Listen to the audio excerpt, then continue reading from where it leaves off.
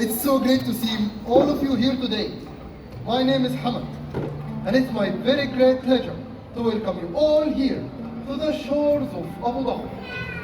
There are so many stories I want to tell you about the amazing creatures that live in the deeps. As soon as you venture beyond your own familiar beach, you will discover, I'm so sorry, I'm so sorry. Careful, my friend. Are you right?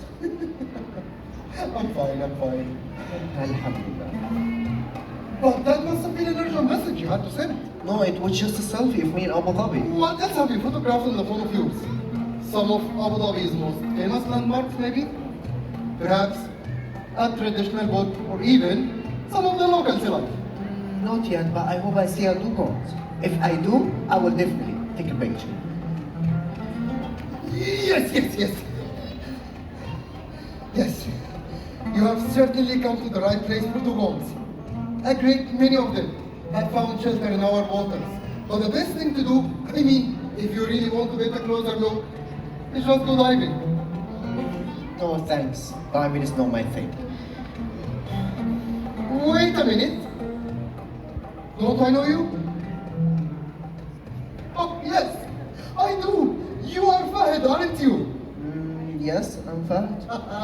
I can't believe it, but I haven't seen you since you were about this high. Don't you remember? You used to beg me to tell you a story every time I came to visit your grandfather. It's me, Hamad. Of course, Hamad. Hamad, that storyteller. Well, yes, that was your grandfather's nickname for me. Probably because there is nothing I love more than telling stories. I certainly remember your story about abudhabi. I had nightmares for weeks. Every single night that horrible monster dragged me under the water. And do you know what he did then? He ate me for supper. Ah, come on now. I didn't just tell him scary stories. Don't worry. Don't you remember some of the others? What about all the times I told you about the amazing creatures that live beneath the waves? Do you remember the one about the family of dolphins who traveled from afar to explore the wonders of the Arabian Gulf? Or the story about Ahmed, the Hamur, who studied so hard so he could join the school of fish? Not really. What about the adventures of Saif, the sea turtle, the one who hitched a ride on the currents of the Arabian Gulf? I'm sorry. I can't believe you have forgotten them all. Oh wait, the dugongs. What about the dugongs? The dugong. You must at least remember the stories of how they were mistaken for mermaids. That does sound familiar. Is there one about the fisherman? Familiar? I should hope so. But how about you guys? How about you? Do you know the tale of the fisherman and the mermaid?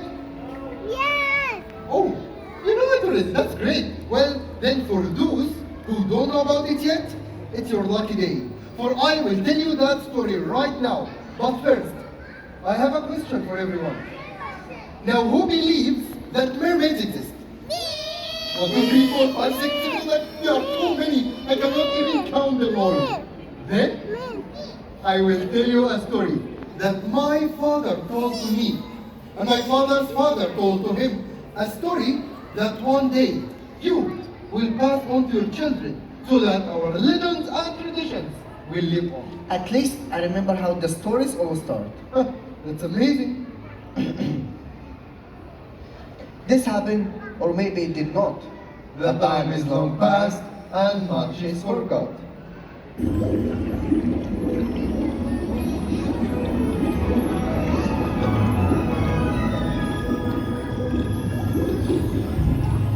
There was once a fisherman named Sultan. He was so poor that he could scarcely support his wife and 3 children.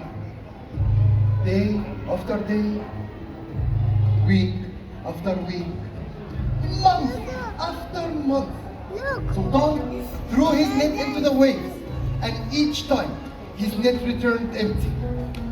Finally, the day came when Sultan was in despair. How could he feed his family? Oh, fortune, he cried.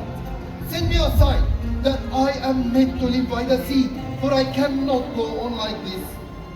He vowed that if his net returned empty one more time, he will abandon his life at the sea and turn to the land for sustenance.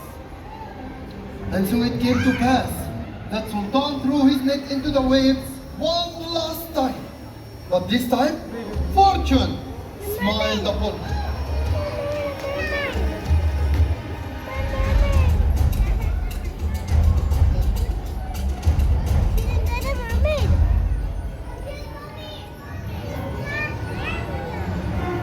Sultan could barely believe his eyes.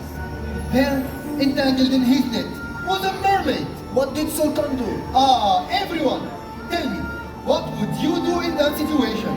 Will you keep her forever?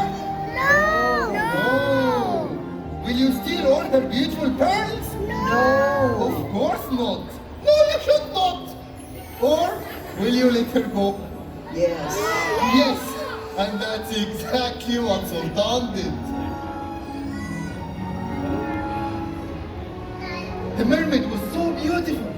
She shimmered with all the jewel-like colors of the ocean, from vivid turquoise to the deepest gold of the sand. And her crown of coral was decorated with lustrous pearls. She was a marvel to behold. Sultan had no thought of rewarding his heart when he freed her, but yet, rewarded he was. To thank him, the mermaid brought him a gift from the deep, a golden shell brimming with perfumed oil. And do you know what that oil did? What? It allowed Sultan to breathe underwater.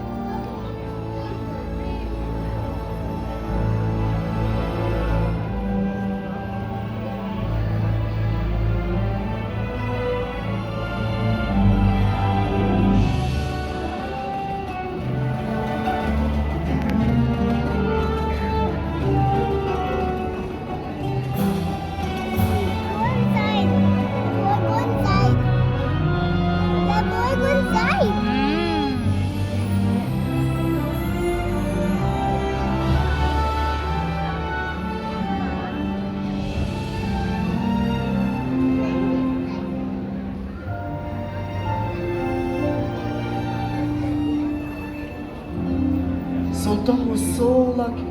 He certainly was. The mermaid opened his eyes to the marvels that lie beneath the waves. She showed him beauty such as he never imagined. Wonders beyond compare, right there in the ocean's heart. Sultan could not express his thanks enough, and as he waved goodbye, he knew that he will never think of leaving the sea again. For what man could turn his back on such beauty? And they lived forever after in happiness and bliss. They certainly did. Wow, that was so great.